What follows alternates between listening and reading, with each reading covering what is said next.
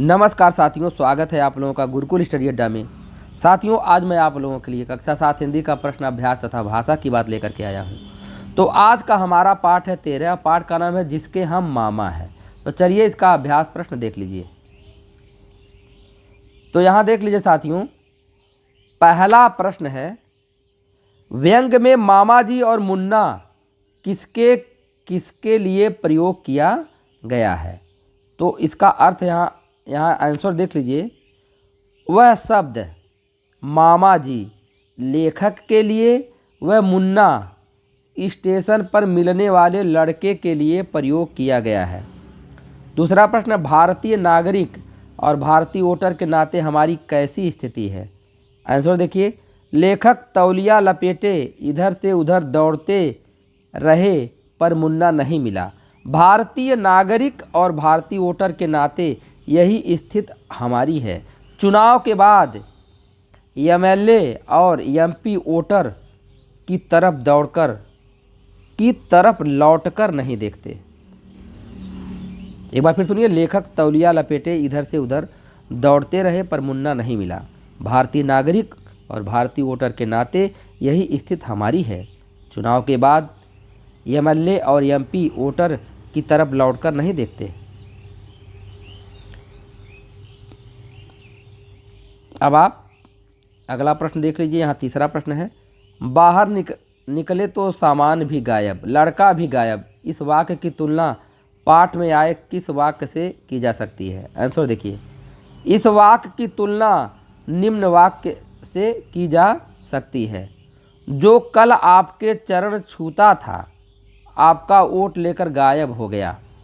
अगला प्रश्न, क्यों साहब, वह कहीं आपको नजर आया। इस वाक्य से लेखक का क्या आशय है। तो आंसर देखिए, लेखक का आशय है कि जिसके हम वोटर हैं वह कहीं देखा है।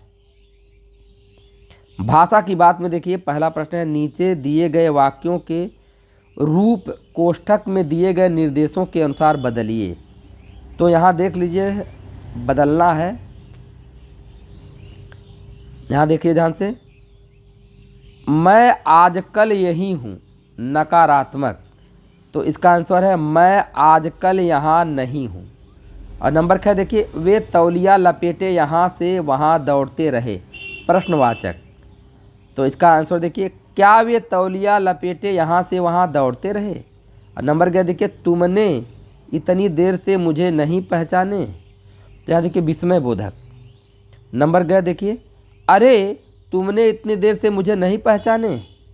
इसके बाद आप आ जाइए दूसरे प्रश्न पे। दूसरा प्रश्न कर रहा है, निम्नलिखित शब्दों का एक ही वाक्य में प्रयोग कीजिए। तो नंबर क्या है, जैसे ही वैसे ही। तो यहाँ देखिए, जैसे ही मैं स्टेशन पर पहुँचा वैसे ही रेलगाड़ी छूट गई। नंबर क्या है, इसलिए क्योंकि। नंबर क्या देखिए, राम इसलिए बाजार गया था क्योंकि उसे चीनी लानी थी। नंबर गए, जितना उतना। नंबर गए देखिए, जितना गुड़ डालोगे उतना ही मीठा होगा। तीसरा प्रश्न देखिए क्या है, सहायक क्रिया मुख्य क्रिया की काल संबंधी सहायता करती है। जैसे घूमने लगे, इसमें घूमना मुख्य क्रिया है तथा लगे सहायक क्रिया। इस प्रकार के दो अन्य उदाहरण देकर मुख्य क्रिया और सहायक क्रिया को अलग अलग लिखिए।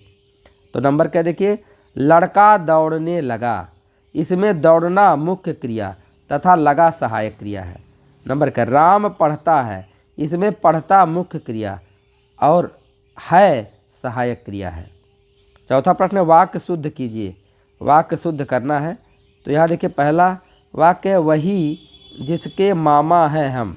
तो इसका सही हो जाएगा, वही जिसके मामा हम हैं। नंबर क्या है, ऑटो की भाग गया लेकर पूरी पेटी। तो यहाँ देखिए शुद्ध वाक्य हो जाएगा, ऑटो की पूरी पेटी लेकर भाग गया। नंबर क्या है, पहुँचे वाराणसी सज्जन एक। तो इसका सही वाक्य हो जाएगा, एक सज्जन वाराणसी पहुँचे। और नंबर घ देखिए, माधव विद्यालय गया से घर। तो गया देखिए, माधव घर से विद्यालय गया। अंग देखिए, शैली है गाना रही गा। तो अंग देखिए, शैली गाना गा रही है। इसके बाद हम लोग आते हैं 5वां प्रश्न, यहाँ देखते हैं। परलोक शब्द में पर तथा बदकिस्मत, यहाँ देखिए उपसर्ग जुड़ा है। नीचे दिए गए शब्दों में उपसर्ग और शब्द अलग अलग कीजिए। देखिए अस्थाई, अस्थाई में अ उपसर्ग हो जाएगा और अस्थाई शब्द हो जाएगा। प्रसिद्ध में प्र उपसर्ग और सिद्ध शब्द हो जाएगा। सपूत में स उपसर्ग और पूत शब्द हो जाएगा।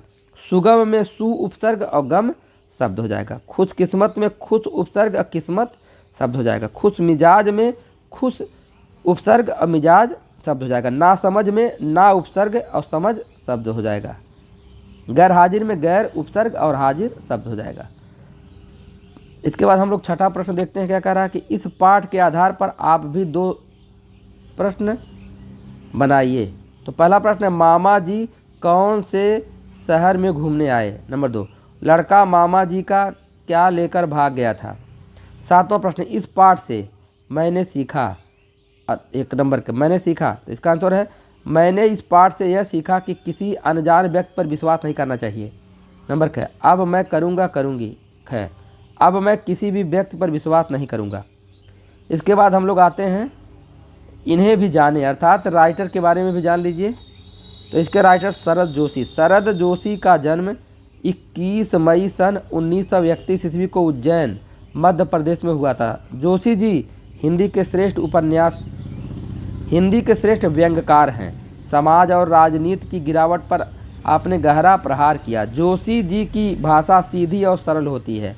अपनी व्यंग्य रचनाओं के अंत में वे तीखी चोट करते हैं। एक गधा उर्फ अलादाद खां तथा अंधों का हाथी आपके नाटक हैं। परिक्रमा, किसी बहाने, जीप पर सवार इल्लियाँ, रहा किनारे बैठ, दूसरी सतह पर, इनके व्यंग्य संग्रह हैं। आपका निधन 5 सितंबर सन 1991 ईस्वी को हुआ। इसी साथ वीडियो समाप्त हो रहा है। वीडियो पसंद आया हो तो लाइक कीजिए। अगर आपने चैनल को सब्सक्राइब नहीं किया तो चैनल को सब्सक्राइब करके बेल आइकन को भी आप लोग प्रेस कर दीजिएगा। और भी वीडियो देखना हो तो डिस्क्रिप्शन में जाइए, वहाँ लिंक मिलेगा, जा कर के देख लीजिए। धन्यवाद।